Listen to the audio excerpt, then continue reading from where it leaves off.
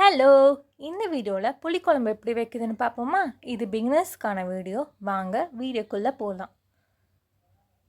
முதல்ல ஒரு கடாயில் நல்லெண்ணெய் ஊற்றிக்கோங்க. அதுக்கப்புறம் இது கூடவே ஒரு டீஸ்பூன் நார்மல் ஆயில் ஊற்றிக்கோங்க. இது நல்லா சூடான அப்புறம் இது கூடவே கடுகு, ஜீரகம் உங்களுக்கு தேவையான அளவுக்கு எடுத்துக்கோங்க. நான் பார்த்தீங்கன்னா ஒரு ஸ்பூன் போட்டேன். உங்களுக்கு எவ்வளோ தேவைப்படுதோ அவ்வளோ போட்டுக்கோங்க. இது கூடயே தேவையான லெவலுக்கு வெந்தயத்தையும் ஆட் பண்ணிக்கலாம்.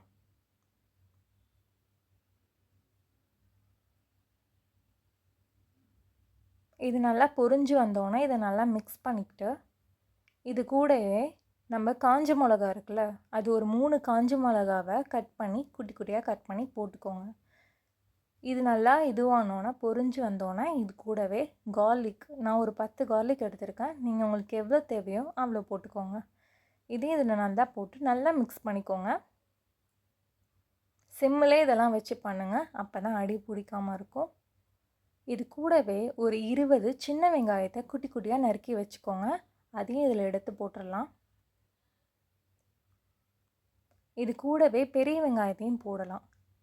எவ்வளோக்குள்ள வெங்காயம் சேர்க்குறீங்களோ பூண்டும் வெங்காயமும் அவ்வளோக்குள்ள வாசனமாக இருக்குங்க. அதனால் இதை ஆட் பண்ணிக்கோங்க.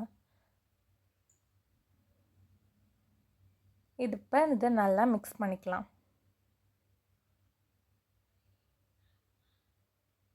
பார்த்துங்க, சிம்மிலே வச்சுக்கோங்க.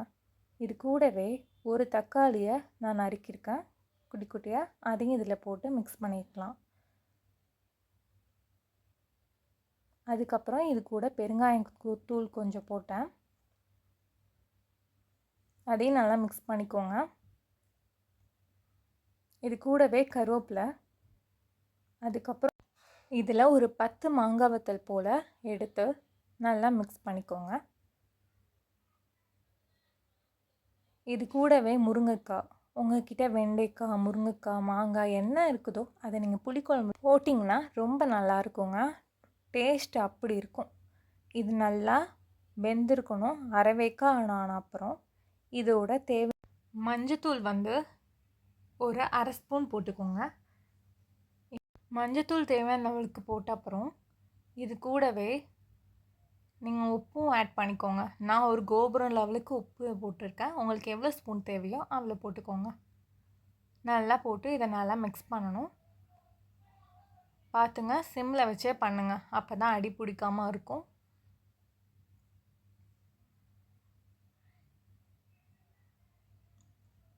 இப்போ பார்த்தீங்கன்னா இது பாதி வெந்த மாதிரி தாங்க இருக்குங்க. இது கூடவே வந்து பார்த்தீங்கன்னா தேவையான லெவலுக்கு தண்ணி ஊற்றிக்கோங்க.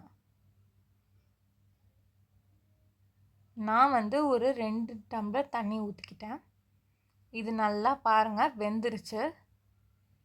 இது கூடவே நம்ம இப்போ மிக்ஸ் பண்ணி வச்ச புளி தண்ணி இருக்குல்ல, அதை இதோட மிக்ஸ் பண்ணிக்கணும்.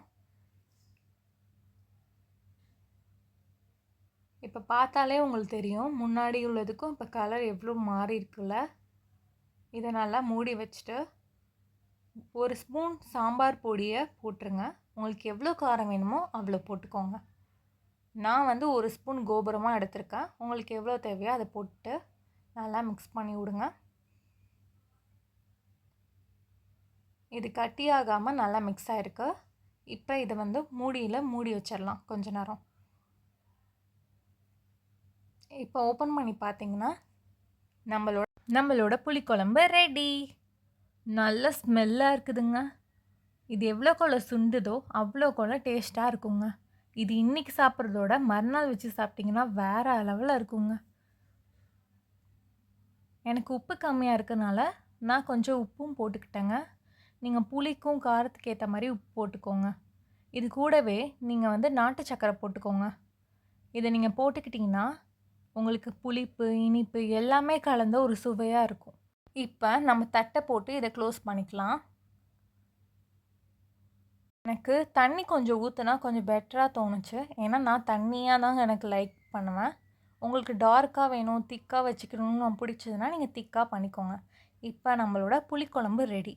மறக்காமல் இது ட்ரை பண்ணி பாருங்கள். இது பிகினர்ஸ்க்கான ஒரு ரெசிபி தான். இதுக்கு நீங்கள் வெண்டைக்காய், கத்திரிக்காய், பூண்டு எதில் வேணாலும் ட்ரை பண்ணலாம். தேங்க்யூ ஃபார் வாட்சிங். டாட்டா.